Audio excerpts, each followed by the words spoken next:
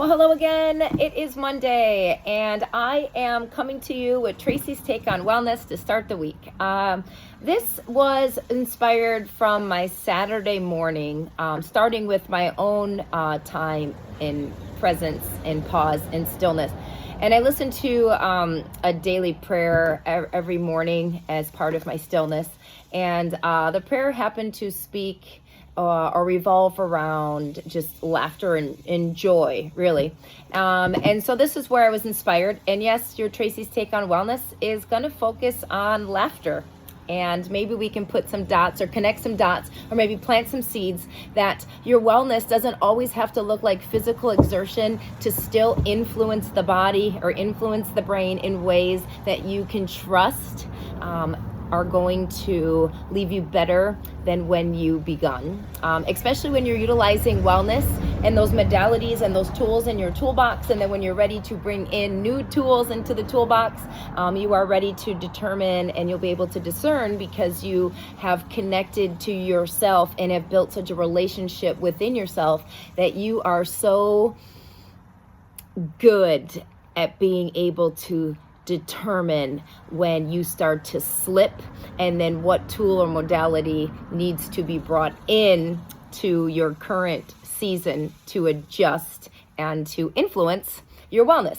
And so that started off from Proverbs 17:22, and a cheerful heart is good medicine, but a crushed spirit dries up the bones. So then I had Saturday Circle at 7:45, and this is a container meaning that this is a space that women show up, and I've been around regularly, where we talk about our framework of wellness through the pillars of feel, movement, connection, and then those branches of nourishment. And so I'm going to bring back up to the forefront again, experiential.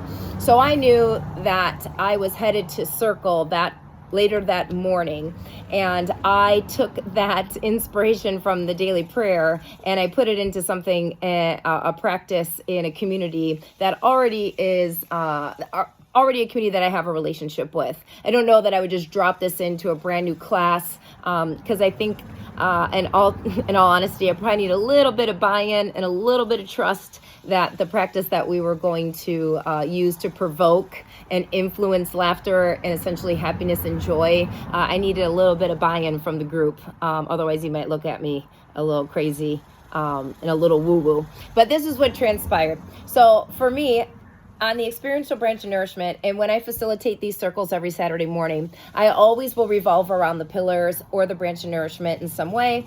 Sometimes I'll bring into all branches, but this last Saturday, I went in with the intention of, okay, I'm going to see if I can get buy-in through a practice that we just do together in Circle to provoke and influence, or maybe another word could be manipulate our beings, our brains, our mental state, and our bodies to be able to just feel more joyful no matter how you walked in.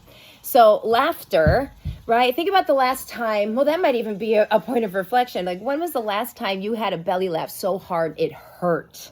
Right? Think about that. And if you cannot recall the last time you had a belly laugh that hard, maybe that's where you lean in today, and maybe that's what you needed to hear, of being able to just create opportunities to be able to receive those connections through maybe a longtime friend, or maybe just a chance encounter, to be able to laugh so hard that the belly hurt. And how does that feel? It feels so good. It's invigorating, because a lot of times when we have like a good old jovial laugh, we are inducing the same physiological responses as when we exercise, like bringing oxygen to the brain, to the blood, lowering blood pressure, lowering our stress, being able to know that our energy after a good laugh, no matter how heavy we may be feeling, like we usually leave differently, or even if for that moment we can kind of change our frame of mind and perspective. And for someone today, that might be all you need.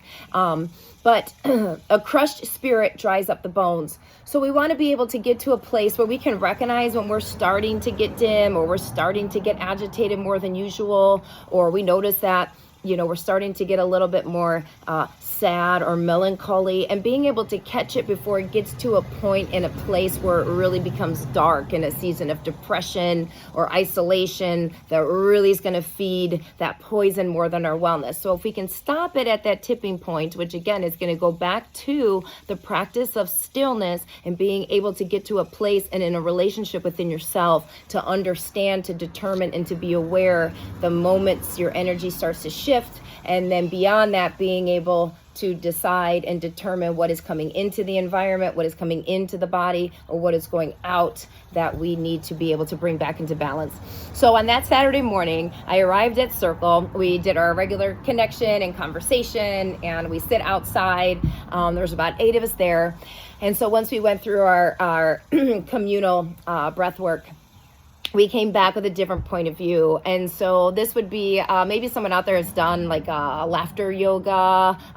We've done this through dance before, where we'll dance, trying to, again, hoping the body remembers, and the movement is triggering something in our brain that kind of brings us to a place of, more joy. Or some of you may know, like, even if you're in a bad mood, just faking a smile, it just turns on, right? The brain doesn't know the difference. So you really can't influence or manipulate a good mood.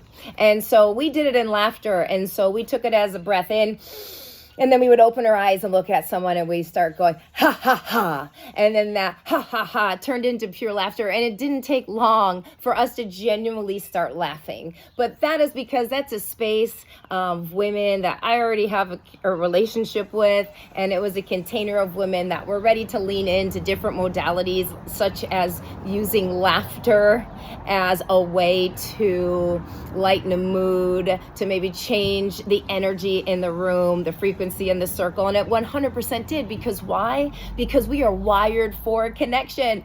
So when you're laughing on a reel or an Instagram, I laugh at a TikTok as well, like belly laugh also. But when you're looking at a screen, like, there's no two-way. Like, I'm coming back to the in-person, and I believe that this could be the way for wellness for the future, is just getting back to that human interaction, the in-person interaction, the eye contact, the ability to be able to have a conversation, and the vulnerability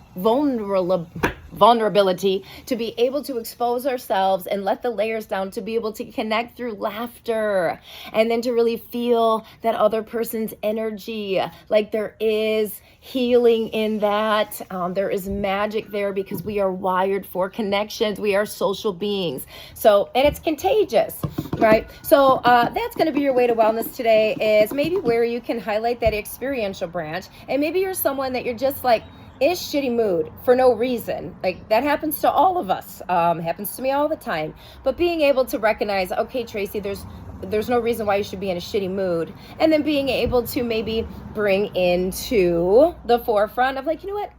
I'm going to play around with that. If you don't have someone with you, maybe look in the mirror. Maybe just do it out loud on your own somewhere. Go to nature, go in a place where nobody's going to see you, and then see what happens. Maybe there is something that feels a little bit lifted or in your mood, or maybe you'll just feel silly, and that also could be the experience that needs to happen, and the experiential branch of nourishment, to maybe just not take yourself so seriously. So laughter is medicinal. Laughter is contagious, and laughter is your take on wellness today. I'm Tracy. Thanks for following along. I'll see you tomorrow.